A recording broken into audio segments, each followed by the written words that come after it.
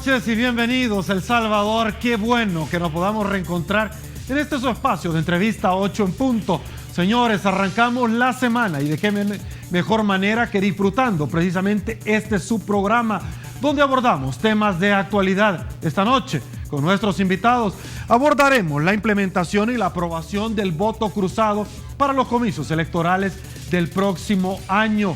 Vamos a conversar con dos ex magistrados. Señores, esta noche nos acompaña el licenciado Mario Salamanca y el doctor Félix Ulloa. También nos acompaña esta noche el licenciado Eduardo Escobar, abogado del ISD. Con ellos vamos a conversar sobre la aplicación misma, qué es lo que se debe realizar, cuál es el papel del Tribunal Supremo Electoral y, por supuesto, también de los diferentes partidos políticos que componen la Asamblea Legislativa. Antes, permítanos darle la bienvenida a quien hace posible este primer segmento de su entrevista 8 en punto, como lo es Banco Agrícola. Somos un país donde todo está cerca, pero separado. Hay quebradas que dividen cantones, embalses que separan departamentos, montañas que alejan países y hasta un río que separa a dos santos. Hay bahías que distancian al mar de la tierra y volcanes que separan la tierra del cielo. Pero siempre buscamos estar unidos. Hacemos túneles que unen emociones, puentes que acercan esperanzas, lanchas que juntan el mar con la tierra. Y hacemos largos viajes que nos unen con lo que más queremos. Así es nuestra gente, nuestro país, nuestro banco.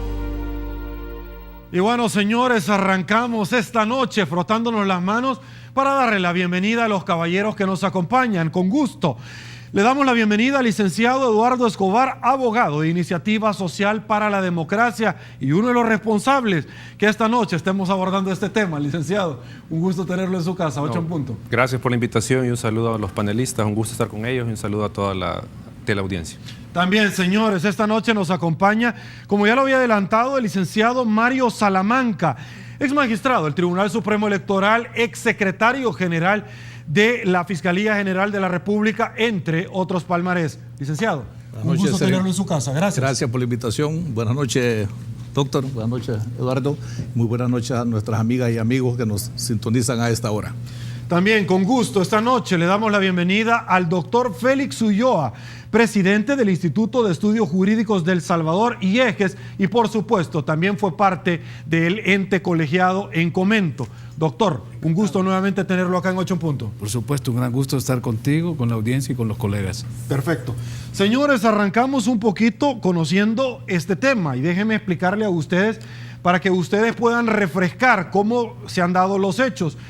El miércoles pasado, puntualmente, la Sala de lo Constitucional de la Corte Suprema de Justicia dio a conocer una resolución donde ciertamente instruye a la Asamblea Legislativa para que regule, para que haga lo conveniente, para que legisle con relación a la aplicación, la entrada en vigencia para las próximas elecciones del voto cruzado. Deja explícito cronológicamente que es para el otro año, no para el 2018. ¿Cierto? Perfecto. Además, advierte que de no hacerlo, la Asamblea Legislativa instruye al Tribunal Supremo Electoral para que él lo implemente. Y de no hacerlo, el Tribunal Supremo Electoral instruye y hable plenamente las facultades para que el conglomerado electoral, es decir, el pueblo salvadoreño, pueda ejercitarlo en las urnas el próximo año 2015. Arranco con usted. Licenciado, ¿qué opinión le merece la aprobación del voto cruzado? Y por supuesto, a poco de 3 meses ante las elecciones hay críticas, hay elogios, como todas las resoluciones, pero ¿cuál es el papel hoy por hoy, arranco, de la Asamblea Legislativa? Por favor. Bueno, en primer lugar, lo que hay que decirle a la población, y creo que este es el momento oportuno de llevar un mensaje de tranquilidad a la gente, que no se preocupe que no tenga zozobra, porque muchos políticos se han dedicado a generar zozobra en este momento y lo que necesitamos ahorita es claridad y que regule la Asamblea Legislativa cómo se va a votar en 2015. En ese sentido, la resolución de la Sala lo único que hace es ampliar un poco más la libertad electoral del ciudadano, que en 2012 se vio imposibilitado de marcar a candidatos de diferente partido político o candidatos no partidarios. Entonces solo es un paso más, o sea, no está generando un cambio tan brutal, por decirlo así, como se dio en 2012, que ahí sí pasamos de un sistema de lista cerrada y bloqueada a un sistema de lista cerrada pero desbloqueada, que significó un gran cambio. En este caso no, o sea, es un paso más que se da, se habilitan 2 opciones más para el ciudadano: votar por candidatos de diferente partido político o votar por candidatos de diferente partido y no partidarios. Entonces, creo yo que en ese sentido no es algo que signifique, al final de cuentas, o sea, si lo vemos en términos llanos, un entorpecimiento al proceso electoral. Y en este caso, el llamado obviamente es a la Asamblea Legislativa a que regule en la brevedad posible, primero, cómo va a marcar el ciudadano la papeleta. Segundo, cómo se va a hacer la conversión de votos a escaños legislativos. Y tercero, lo que tiene que ver con la deuda política. Creo que esos son los grandes temas que hay que regular y que eso está llamado a la Asamblea Legislativa. Bueno, antes de darle paso al licenciado Salamanca, el licenciado Escobar, hemos visto en algunos rotativos los últimos días donde ya empiezan de una u otra forma a instruir al pueblo salvadoreño cuáles son las formas de votar. Yo he tenido la oportunidad de conversar con varias personas y me dicen: mira, Sergio, lo que pasa es que hay que tener una medianía de conocimiento para emitir el sufragio y tampoco hay que ser científico de energía nuclear. Es decir, el tema aquel de que mire que se van a confundir el abstencionismo son parte de los mitos y leyendas que más adelante yo tengo acá, por supuesto, un par de preguntitas sobre eso. La pregunta es sobre qué artículo recae, porque usted presentó parte de la demanda, que otros caballeros también se sumaron, ¿dónde recae? Porque es una ley secundaria, un artículo del Código Electoral, pero particularmente una de las críticas es, mire, esto no lo dice expresamente, atendiendo el tenor literal, la Constitución de la República. Por favor. Es que obviamente la Constitución no va a expresar que el ciudadano puede votar cruzado su voto, o sea, no puede dar el voto cruzado. Eso no lo va a encontrar nadie en la Constitución. Lo que la Constitución plantea es que el ciudadano, al ejercer su voto, este voto tiene que ser libre, directo, igualitario y secreto. O sea, eso es lo que establece la Constitución. De ahí, de esa libertad electoral es que se deriva la plena capacidad de opción que establece la Sala en la sentencia y que nosotros argumentamos junto con el doctor Ulloa en la demanda de inconstitucionalidad. Ahora, el Código Electoral en el 185 sí era claro en decir se prohíbe el voto cruzado. Entonces, esa fue la confrontación, porque bueno que me haga esta pregunta, porque hay que decirle a la población y sobre todo a la población, que es lo que más interesa en este momento llegar.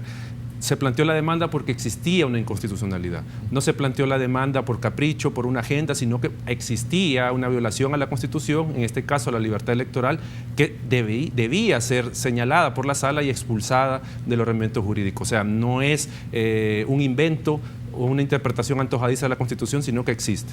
Perfecto. Licenciado Salamanca, sobre este tema, reto de la Asamblea Legislativa o de toda la institucionalidad del país, ¿cómo lo ve usted? Es importante, Sergio, y los amigos ciudadanos y ciudadanas que nos escuchan a esta hora, tomando como en contexto la situación, esta sentencia obedece a un recurso de inconstitucionalidad, que aquí están los actores directos, el doctor Félix Ulloa y el licenciado Eduardo Escobar, y entró a examen una serie de disposiciones que argumentaban que había inconstitucionalidad. Finalmente, la Honorable Sala de lo Constitucional les da la razón en el artículo 185, inciso tercero, como bien lo citó el licenciado. Había una prohibición expresa del voto cruzado y en garantía a la libertad del voto, la Sala dijo sí al lugar a la inconstitucionalidad y por conexión declaró también el 207. ¿Cuál es el reto?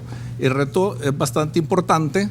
El llamado, al igual, estamos informando al cuerpo electoral, que somos todos aquellos que estamos inscritos en el padrón electoral vigente para la próxima elección, pero no es menos importante resumir algunos elementos muy concretos de la sentencia que la Honorable Sala ha mandatado, porque hoy por hoy tiene el equivalente de una ley, que esto va sin ninguna discusión, los efectos de esta sentencia van sin ninguna discusión para las próximas elecciones. le he dicho a la Asamblea, en primer lugar, porque es el ente o el órgano encargado de legislar, legisle. 2, el tribunal que tome las medidas necesarias, como la capacitación, etcétera, etcétera. Y algo creo que mucho más importante que eso, que al ciudadano también le ha dicho, usted para la próxima elección vaya a votar de esta forma. En todo caso, aquí no hay nada más que salvedad ni estarse tomando más tiempo, pero con mucha prudencia, sin aire también de triunfalismo por parte de los partidos políticos, ni mucho también entusiasmo por los ciudadanos, porque aquí vienen un par de situaciones muy concretas. Las formas de votar, solo por refrescar, están las mismas que anteriormente todos los ciudadanos conocemos y hemos ejercido, incluyendo la última o penúltima, como queremos nombrarle, que era el voto por rostro o voto por bandera. Hoy se le ha agregado la que muy bien el licenciado Escobar ha mencionado, del voto cruzado, y importancia que ya está expulsado el ordenamiento jurídico como efecto de esta sentencia, el articulado eso donde prohibía el voto cruzado. Pero aquí viene algo mucho más importante, y es donde la Constitución nos garantiza el pluralismo político. Entonces todo el embrollo de cómo votar, no hay ninguna discusión, más que sí informarle a los ciudadanos en la forma más idónea y correcta, y los capacitadores deben de instruirlos con los mejores elementos para esta capacitación. El tema viene el conteo, y es ahí donde sí creo que estamos, no hay que correr, pero hay que verlo con cabeza fría, porque hasta donde por lo menos la información que su servidor posee, los diferentes partidos políticos que tienen representación en la Asamblea Legislativa a este día, a esta hora que estamos en esta entrevista, no tienen determinado qué fórmula podría implementarse para este fin. Entonces, pero aquí no hay nada más que legislar con prudencia. Y también el tribunal escuchaba de viva voz del señor presidente, el doctor Olivo, en una radio, que hasta mañana tendrán conocimiento los diferentes directores de áreas de los diferentes programas del PLAGEL. No tienen ni el presupuesto y no sabemos qué le van a aprobar también el Ministerio de Hacienda. Bueno, ya pidieron un refuerzo presupuestario sobre eso y vamos a estar nosotros muy pendientes sobre eso. ¿Han pedido? Hasta mañana. No, lo han van pedido, a determinar. no por la vía oficial, pero ya ellos obviamente ya lo externaron correcto sobre ese tema y vamos a estar pendientes. Doctor Ulloa, cuénteme. La sala mandata precisamente que se legisle, pero nosotros como abogados sabemos que un tribunal, que en este caso no es un tribunal constitucional, pero es una sala, no solamente es juzgar, sino que hacer ejecutar lo juzgado. Ellos van a estar pendientes, que no se vayan a ir por otro lado. Los diputados, porque inicialmente habían dicho, no lo vamos a hacer, no estamos a favor, pero luego pareciera que lo consultaron con la almohada, esperemos que fue con la almohada, y hoy sí se están animando, ¿cierto? Sí, yo creo que hay ya un cambio de actitud frente a un hecho consumado, y hemos escuchado a los jefes de fracción de plantearse la necesidad de entrar en una especie de sesión permanente dentro de la Comisión de Reformas Electorales, de convocarse lo más pronto posible, o sea, de asumir con responsabilidad la tarea de legislar para garantizar que esta nueva modalidad que se adiciona a las dos formas con las que votamos en el 2012 se pueda llevar a cabo sin correr los riesgos de que el elector anule su voto porque hubo confusión, porque no hubo claridad en la forma de cómo iba a emitirlo, o que el voto le sea anulado porque quien lo va a contar y lo va a traspasar de la papeleta al acta lo haga mal. Entonces esos son los desafíos que hay. Creo, y vale la pena hacer este llamado que hacía Eduardo a la población, de que no hay por qué estar creando temores infundados o generando expectativas. Más bien de lo que se trata, y hay que decírselo con toda claridad a los electores, es de una forma adicional que muchos la ejercieron en el 2012 y su voto fue nulo, porque marcaron por varias caras y eso anulaba el voto. Ahora eso es válido. Y lo segundo, que solo podían votar por el candidato independiente y no se podía votar por nadie más. Ahora va a ser posible adicionar esas dos formas. Yo creo que con eso la gente no va a tener donde perderse. Los temas entonces vienen, y estos son los dos retos para la Asamblea Legislativa, dar esta legislación. Y yo ahí haría un llamado a que lo hagan con mucha prudencia y con mucha técnica. Hemos encontrado en el artículo 219 que regula los consejos plurales, que ojalá haya tiempo para analizarlo, una serie de problemas para el aplicador de la norma, o sea, para el tribunal, en estos dos planillas, la planilla de la mayoría ganadora y la planilla de la minoría que pierde, de cómo integrarlo, sobre todo en el tema de los suplentes. Pero eso es un análisis separado. Con esa experiencia, creo que ahora valdría la pena que regulen la normativa adecuada para que no vaya a haber ese problema. Y en cuanto al Tribunal Supremo Electoral, son dos las grandes responsabilidades que tiene. Una vez la Asamblea le dicte la normativa adecuada para la asignación de escaños y el pago de la deuda política. Y es facilitarle al elector que cuando llegue a la urna no vaya a perder tanto tiempo, porque imagínate en Salvador una papeleta con 240 caras y llega un ciudadano solo en ver las caras se le van 20 minutos, media hora. Entonces hay mecanismos que podrían facilitar que el ciudadano conozca previamente la papeleta 10 días antes, una semana antes, 2 días antes de la elección, publicarlas para que el ciudadano ya la vea. Y enseñábamos el caso de Honduras, que allá se prepara una plantilla que le dicen el chepe, nosotros podíamos llamarla el chamba, para que el ciudadano de ahí pueda llenarla y cuando va a la urna pues ya lleva resuelto por quién votar. Y la segunda es en el tema de cómo se va a realizar el escrutinio. En el acta de cierre y escrutinio es donde está la clave. Ahí se definen los resultados y van a ser más de 10.000 juntas receptoras de votos. Entonces van a ser más de 10.000 actas de cierre y escrutinio.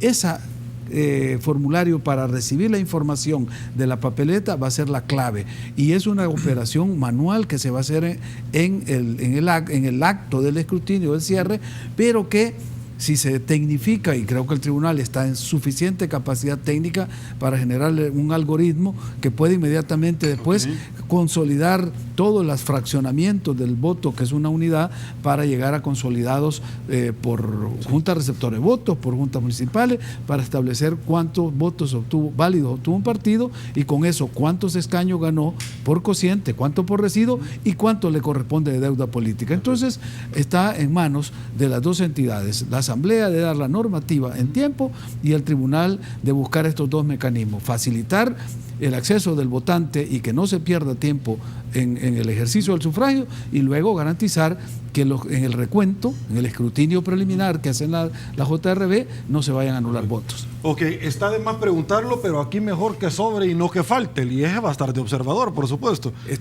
Somos parte de un esfuerzo más amplio del foro intersectorial en el cual estamos con la ISD y con otros organismos. De hecho, y aprovecho pues para los medios que nos siguen y que se están monitoreando para luego sacar la nota. De aquí salen muchas notas que se leen y que se escuchan en otros medios. Tenemos una conferencia de prensa mañana en el local de la ISD de parte del foro, 8:30. Perfecto. Entonces ahí vamos a seguir hablando de este tema. Magnífico, vamos a seguir nosotros hablando de este tema, pero antes, pausa, señores, volvemos.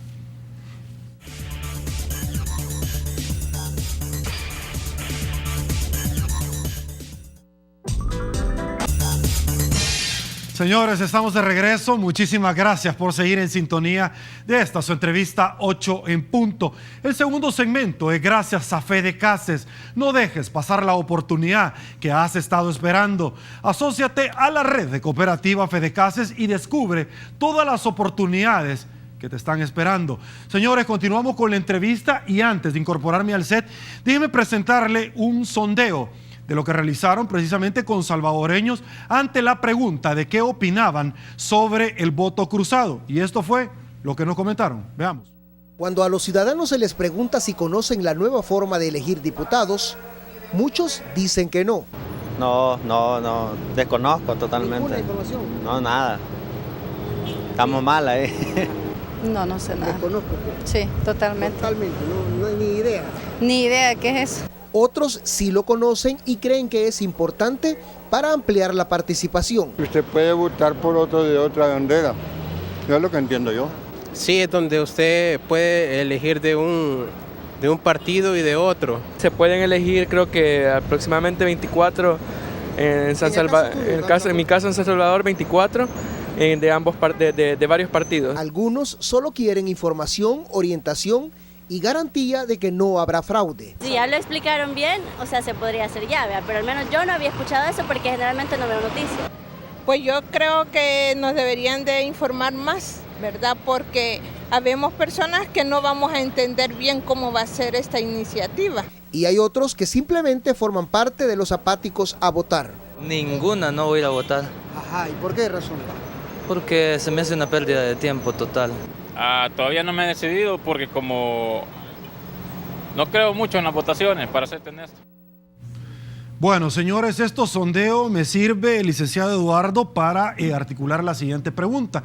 Y es que dicen por ahí que hay algunos políticos que están con los dedos cruzados y pareciera que es una broma macabra para legislar lo conveniente para que todo salga mal precisamente en la entrada de vigencia del voto cruzado. Cuestionamiento por qué la sala lo da hasta este momento. Es decir, hay que correr y todo podría apuntar a que va a fallar. De hecho, fueron los mismos requisitos complicados los que determinaron en su momento el tema de las candidaturas no partidarias, que le pusieron requisitos tan grandes que dicen que es más fácil, me dijo por ahí un amigo, que es más fácil canonizar a Monseñor Romero que un candidato llegue precisamente a ser electo, así como lo han dejado hoy por hoy los señores diputados de la Asamblea Legislativa. Ciertamente, esa es una crítica para la sala, muy poco tiempo. ¿Por qué no lo dio antes, de pronto? Bueno, en primer lugar, obviamente la sala resolvió, si se quiere, en un tiempo récord también, porque se presentó en mayo el recurso y tuvo, ¿qué?, 5 meses, aproximadamente 5 o 6 meses para resolver. En este sentido también creo que hay que señalar algo. Ya en 2011 tuvimos esta misma situación. La sentencia 57-2011 se pronunció el 7 de noviembre del 2011 y la Asamblea Legislativa reguló hasta el 30 de noviembre del 2011, o sea, casi por estas fechas, reguló lo que iba a ser la votación en lista cerrada pero desbloqueada, que como les digo, ese fue el gran cambio, que sí tenía más implicaciones y casi que encima legisló la Asamblea Legislativa, y a eso le sumamos que la campaña de difusión que hizo el tribunal comenzó casi que en febrero, la campaña de divulgación. Entonces creo yo que en ese sentido estamos en tiempos similares. No digo que sea lo idóneo, no digo que sea lo correcto, pero sí tiene tiempo, al final de cuentas creo yo, el tribunal, primero la Asamblea para regular, segundo, el tribunal para llevar y divulgar la nueva forma de votación para que la ciudadanía esté clara de cómo va a marcar la papeleta. Y creo que también le da el tiempo al Tribunal Supremo Electoral, bueno, y aquí tenemos a 2 personas que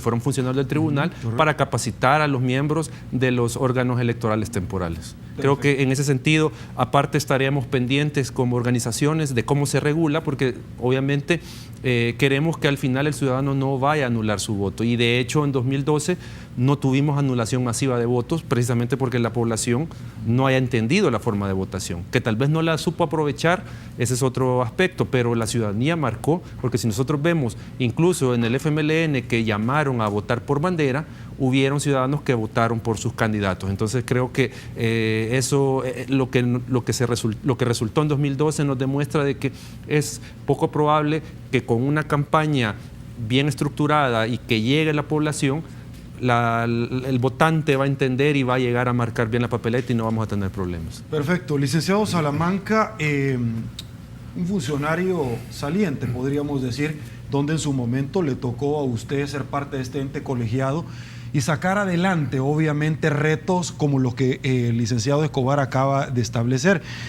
El presidente del Tribunal Supremo Electoral ha dicho, y lo digo categóricamente, ahorita como Tribunal Supremo Electoral no estamos preparados para el voto cruzado. La sentencia de la Sala de lo Constitucional es inoportuna, número 1. Y número 2, días pasados también él dijo, los únicos que se están complicando no son los partidos, son el pueblo salvadoreño. Se tiene la posibilidad, la capacidad instalada bajo su experticia, porque usted va saliendo y nadie le contó, para salir adelante en este tema, licenciado. Bueno, en relación al recurso humano, la ciudadanía y nadie debemos de dudar que tienen una vasta experiencia en sacar elecciones. Okay. Yo el probable quizás inconveniencia es prudencial el tiempo.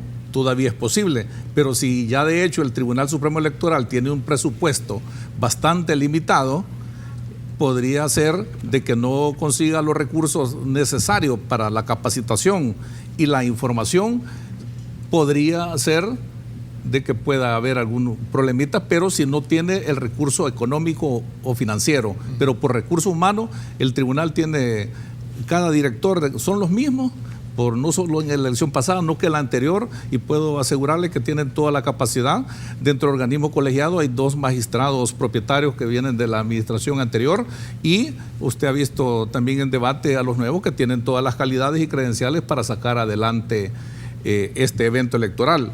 Insisto, pero si no hay los recursos económicos necesarios, no mínimos, sí podría ver algún tipo de situación en el efecto final de alguna cantidad de votos nulos o en la misma desarrollo de estas elecciones, porque la verdad que clásicamente es lo mismo. Podría decir que la papeleta va a ser hasta igual. Correcto. O sea, aventurarnos la misma papeleta. El tema en verdad es más interno, y bien la pregunta, ¿cómo se va a contabilizar los escaños? Ya la deuda política, esa cuestión va a ser muy fácil de entenderse, pero si de verdad vamos a conservar un sistema pluralista, como lo llama la Constitución, ahí sí tenemos que llegar a algún punto medio, el más justo para todos, y que esperamos que por parte de las autoridades del Ministerio de Hacienda el tribunal reciba los recursos, pero en verdad que necesita. Y a tiempo. Y a tiempo. No se lo vaya a dar un día antes del domingo. Sí, porque el tema que la capacitación, aquí todos desde luego tienen credenciales y tenemos para estar opinando, pero en verdad el punto final y el guión final lo va a determinar la legislación que se va a aprobar por parte de la Asamblea Legislativa. El pistillo. Sí, pero más que todo va a tener el efecto interno en el tribunal, pero para de cara a la ciudadanía, ya este día, hasta ahora está establecido cuál va a ser la forma de votar. Lo dudo que tenga alguna mínima variante, ya eso ya quedó establecido, como se ha dicho en algunos programas. Ahora, la democracia es cara, licenciado, y aquí para otras cosas más efímeras, se gasta la plata, ya no digamos para un evento electoral y bajo obviamente la articulación de una democracia como la que estamos viendo. En línea de sus palabras, esperaríamos esa conciencia colectiva de parte de los partidos políticos que tienen la representación en la Asamblea Legislativa, en la Comisión de Hacienda, y que el señor ministro, sé que las finanzas están escasas, pero es una exigencia, una ley que nació sin fondos, que hay que ponérselo. Bueno, hay que retorcer aquí lo que hay que retorcer. Señores, bueno, déjenme comentarles rápidamente que estamos hablando de cúpulas partidarias.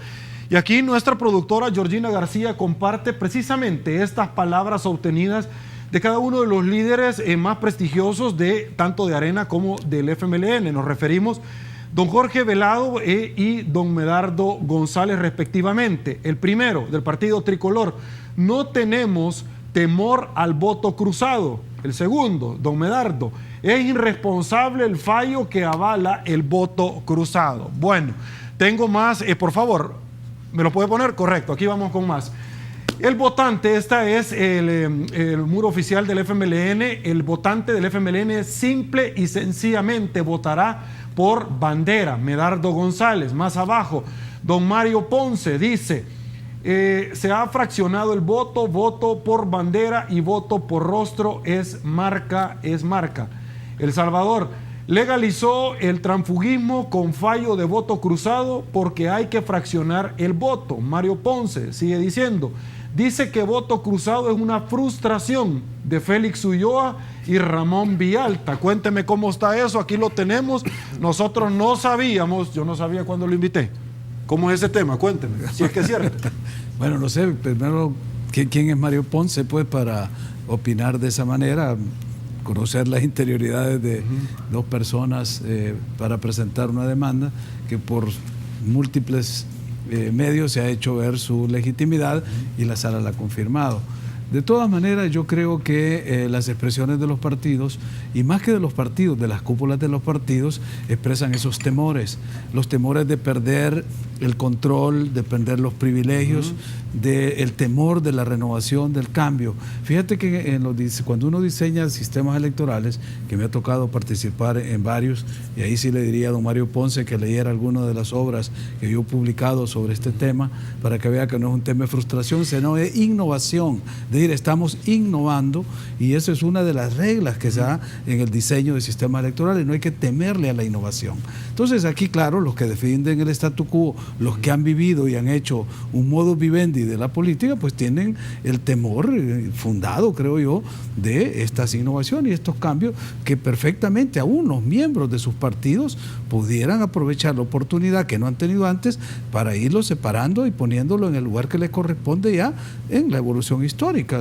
Costó que los dinosaurios desaparecieran, pero al final desaparecieron. Alguien dijo de que aquí en El Salvador había sido no un meteorito el que hizo desaparecer los dinosaurios, sino la sentencia de la Sala de lo Constitucional.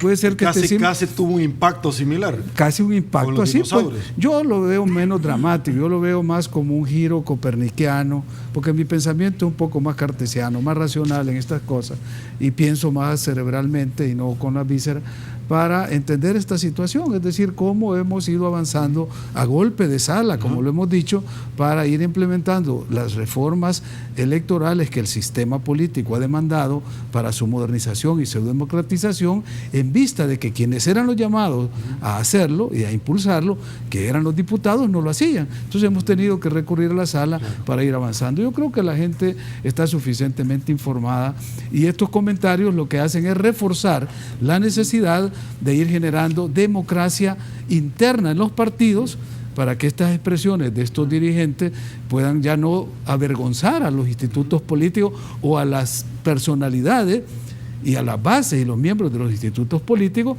que no se identifican con esa forma de expresión de algunos de sus dirigentes. ¿Pero cuál es el miedo? Si la política no es negocio, ¿cuál es el miedo, verdaderamente? Ese es el tema. Si es servicio, como dice. ¿Cuál es el miedo al pueblo? Pues sí. Es que aquí lo que ha hecho la sala es devolverle al pueblo la capacidad plena para elegir. Y eso es lo que genera temor, porque los que hablaban de democracia y eran muy demócratas, cuando apareció la democracia se asustaron, porque la verdad es que no eran demócratas. Habían sido demócratas del diente al labio. Aparece la democracia real, de verdad, y se asustan y empiezan a atacar a los que han hecho posible abrirle la puerta para que la democracia entre y tome carta de ciudadanía en nuestro sistema político, y lo más fácil es descalificarlos, ¿verdad? Acusar que los magistrados tienen una agenda y va de hablar de esa agenda y no, yo no sé, ojalá le explicaran para saber, porque yo no soy parte de esa agenda, Eduardo no es parte de esa agenda. Hemos activado la justicia constitucional porque no nos quedó otra opción. Somos parte de la agenda de cumplimiento de la Constitución. Bueno, esa sería una agenda. Esa es la agenda que tenemos. La Constitución prescribe una serie de mandatos y esa es nuestra agenda. O sea, como ciudadanos estamos obligados a que esa Constitución se cumpla. Esa es la agenda que tenemos. Quizás eso es un elemento serio. He conversado con algunos líderes políticos y no es que los estoy representando, pero hay alguna situación que no nos hemos referido en esta entrevista con la conveniencia o inconveniencia en cuanto a los tiempos de esta sentencia. El sistema electoral nuestro, al menos desde el punto de vista que voy a expresar, tiene dos grandes referentes, entre otros, no los únicos, que es el sistema electoral de Panamá y el mexicano. Y digamos que el de Panamá, en ese sistema, un año antes de la elección, no se cambia ninguna regla. Entonces eso, aquí los políticos o los partidos políticos ya tienen de alguna manera las reglas establecidas y esto lo que hace es cambiarle a la situación y de alguna manera la incomodidad, por decirlo así, de qué va a pasar el día de las elecciones en cuanto a la información del electorado, o va a haber algún alto índice de votación nula. Eso más o menos es como el sentir hasta donde yo he interpretado la... Perfecto. La otra vez voy a ir a una pausa comercial, pero ya dejo planteada la pregunta porque el tema es con ustedes. Estaba viendo un partido Real Madrid-Barcelona y alguien dijo, ¿quién dijo miedo ante un penalti que alguien iba a cobrar? ¿Cómo es ese tema de que el doctor Félix Ulloa dice de que va a revisar si pone un recurso de inconstitucionalidad para que ya no sean 84 diputados, sino que 60. ¿Cómo es eso que le va a quitar usted la chamba a varios legisladores? Aguánteme un ratito, yo sé que la tiene aquí. Pausa, volvemos.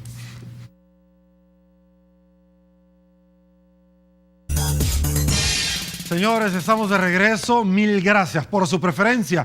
El tercer segmento de su entrevista 8 en punto es gracias a Acovi DRL. Somos una empresa que le brinda una amplia gama de servicios financieros competitivos. Su banco cooperativo de confianza. Bueno, la pregunta ya la habíamos dejado sentada sobre la mesa, por favor. Bueno, mira, en realidad yo he estado estudiando el tema de lo que son los tamaños de los parlamentos como parte de un ejercicio académico. Y por supuesto, mi país me interesa y hemos visto que el tamaño de nuestra Asamblea Legislativa, con 84 diputados, viendo la forma como ha evolucionado para llegar a este número, no reúne los requisitos constitucionales de la representatividad, porque el sistema electoral se basa en la población. Pero no es por ahí que creo yo que hemos encontrado el mecanismo para establecer cuál debería ser el tamaño que debería tener la Asamblea, es decir, cuántos diputados deberían de haber. ¿Cuál sería el número mágico que deberían de tener? Pues fíjate que haciendo el ejercicio del tamaño del territorio y la población que tenemos, yo creo que 60 sería lo que la fórmula matemática, que no me lo he inventado yo, hay un libro que lo hemos editado en el IEG, se llama Sistemas Electorales, y lo mandamos a regalar a la Asamblea Legislativa hace años a todos los diputados para que vieran que de lo que se trata es de ir modernizando el sistema y que no es nada. ¿Se lo mandó a regalar? Sí, los mandamos a regalar. Bueno, si no lo han leído, es buena oportunidad para que lo vayan a desenvolver. Es bueno y está colgado en nuestra página y es gratis, lo pueden bajar. Fue una colaboración que hizo la Agencia Española de Cooperación y lo hicimos para proveer a los legisladores de insumos de cómo legislar. Entonces yo he estado preocupado por ver el funcionamiento del órgano legislativo, que no solo es por su tamaño, sino por la forma en que funciona. Es un órgano que funciona los 365 días del año, como que fuera un ministerio o una autónoma, cuando vemos que la mayoría de parlamentos funcionan mediante sesiones. Hay periodos de sesiones, periodos de receso y así se va trabajando. Esas son iniciativas que no pienso que hay que hacerlo por la vía de la jurisdicción constitucional, sino más bien por la vía de una iniciativa legislativa para reformar algunos mecanismos de... Pero ellos se van a autorreformar. Bueno, ahí ya veremos cuál es la actitud, porque yo creo 30 años y nunca legislaron el tema del retiro voluntario de indemnización universal. Yo creo que esa es la mala imagen que hay de muchos parlamentos, no solo acá, esto es generalizado. Se han sacado en España, por ejemplo, en este momento ha caído una crítica sobre el sistema político y de partidos que una fuerza prácticamente ciudadana, el grupo Podemos, ha desplazado a los dos partidos mayoritarios, al PP y al PSOE, justamente porque hay un descontento de la ciudadanía con el desempeño de los parlamentarios, de los diputados. Entonces no es solo España, no es solo El Salvador, es en muchas partes. Entonces lo que se está buscando es cómo se mejora la calidad de la representación para que los que lleguen a esos órganos sean personas comprometidas con el bien común y con la capacidad para entender y legislar de acuerdo a los tiempos modernos. De eso se trata. Y espero que esta pregunta no me genere más anticuerpos de los que ya hay en la Asamblea Legislativa, porque algunos políticos también piensan que... decir que usted es resentido y por eso... También, pero hay algunos políticos, creo que aquí lo dijo el dirigente de un partido político, el doctor Dada, que habíamos tenido algunas discusiones profundas, por ejemplo, que las hemos tenido con Héctor, a quien le reitero lo que él le expresó acá. Mi enorme respeto y admiración por su trayectoria impecable como político en este país, y además, pues, que como él mismo lo dijo, fue un amigo de mi padre, contemporáneo de la época, y entonces uno valora estas cosas porque la política no solo es campañas, ni solo es votos, también tiene una dimensión humana, y tenemos que irnos conociendo en esa calidad y en esa dimensión de humanidad. Perfecto. Licenciado Escobar, ¿usted quería agregar algo? Sí, no, yo solo señalar algo con lo que decía el doctor Ulloa hace un momento. Obviamente, si estas reformas se han logrado a golpe de sala, pero hay que tener en cuenta algo también, que debajo de estas propuestas de reforma siempre ha existido un denominador común, y ese es el que hemos aprovechado, que ha existido una inconstitucionalidad siempre. O sea, y en ese sentido, eso ha llevado a que la Sala de lo Constitucional entre en este contexto político que estamos viviendo, pero repito, siempre hay una inconstitucionalidad, o sea, no es cumpliendo una agenda a favor de, sino que hay una inconstitucionalidad. Y lo otro es que hasta el momento nosotros no hemos escuchado como demandantes una sola razón jurídica de por qué la sentencia y el voto cruzado son inconstitucionales, porque solo hemos escuchado argumentos de la inconveniencia por el tiempo, pero una razón jurídica fuerte no existen. Hay algunas artificiales que han creado que tienen que ver con la igualdad del voto, etcétera, etcétera.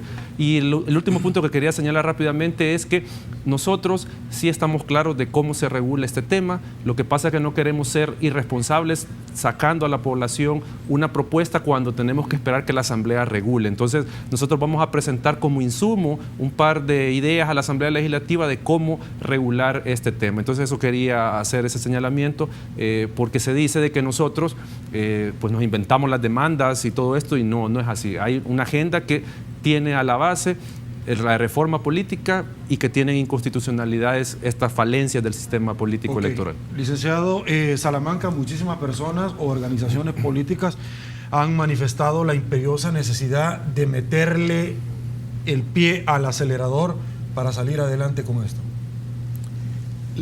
En esto hay que llamar a la prudencia. Y aquí sucede algo, como el licenciado lo ha manifestado, y en la clase política no ha habido ningún argumento de tipo jurídico a la sentencia, y es que no debe de haberlo. O sea, está pegado al mandato de los principios de la Constitución, pero sí es también de justicia entender cómo la política ha venido de poquito en poquito, y para la clase política o para cada uno de los partidos tienen diferentes características en cuanto a recursos, a cuanto a liderazgos y en cuanto al número de líderes de cada partido que van a la competencia. La clase política se siente sorprendida, de alguna forma engañada, porque incluso algunos partidos políticos ya tenían o ya tienen sus candidatos a diputados y alcaldes, que de haber sabido estas nuevas... ¿Muchos ya estaban preparados para esta resolución? No, porque aquí nos va a pasar, Sergio, como en la Fiscalía, que decía que no iban, porque de prórroga a prórroga no entraban en vigencia el nuevo sistema penal que tenemos, y de alguna manera algunas instituciones, tú lo sabes, no se capacitaron porque argumentaban que nunca venían, nunca iban a salir. Entonces igual los partidos políticos sacaron diputados y tienen todo un contexto, toda una estructura, recursos limitados, y esa de alguna manera la inconveniencia. Y como lo mencioné, tenemos como referente a Panamá y a México, y tienen como parámetro, no norma que no es quebrantable, pero un año antes de las elecciones nada se toca, al menos que sea algo muy excepcional y un consenso de la clase política. Perfecto. Doctor Ulloa, una última pregunta porque ha surgido en este panel en algún momento. Jorge Palacio, muchísimas gracias a todos ustedes por la participación ciudadana. Mire, la Constitución no se puede aplicar directamente a falta de un cuerpo normativo y decirle al conglomerado social, si la Asamblea no hace su plana, si el Tribunal no hace la suya, usted sí la puede hacer. ¿Es posible esto? Es posible. Fíjate que una de las grandes novedades que nos ha dado la Sala en esta nueva doctrina de jurisprudencia constitucional es ir trayéndonos nuevas figuras. Esta es una de ellas. La aplicación directa de la Constitución, según el derecho comparado, la jurisprudencia y la doctrina, es posible cuando hay un vacío normativo y eso afecta la aplicación o la ejecución o la garantía de derechos fundamentales. En un Estado constitucional y de justicia, así rezan algunos de los fallos que yo he revisado, es posible la aplicación directa de la Constitución si no existen las normas secundarias que desarrollen y garanticen los principios constitucionales en materia de derechos fundamentales. Ok, la pregunta rápido siguiente es, ¿dónde está eso en la Constitución? Es que eso no lo encontrás en la Constitución. Eso está, como te digo, en el derecho constitucional comparado, en la jurisprudencia comparada, en la doctrina constitucional, porque estas son nuevas ideas que han venido surgiendo para garantía de los derechos fundamentales, sobre todo en materia de derechos humanos. En esa materia hay jurisprudencia suficiente, sobre todo en Colombia, y se puede consultar en la jurisprudencia colombiana constitucional la aplicación de la Constitución directamente para garantizar derechos fundamentales. Perfecto. Señores, otra pausa. Volvemos.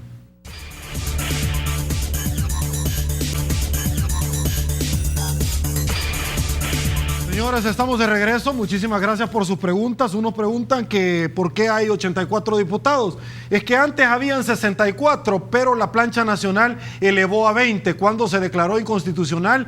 Me parece, dicen por ahí, que tuvo que haber regresado a su estado normal, que fueron 84. Gracias, no tengo tiempo. Un gusto. Encantado. Licenciado, un Gracias gusto. por la invitación. Un placer. Gracias por acompañarnos. Señores, viene Solo Fútbol. Soy Sergio Méndez. Señores, lunes 10 de noviembre del 2014. Así están las cosas. Hoy por hoy. Será hasta mañana. Que descanse y una vez más, que el Señor los bendiga a todos.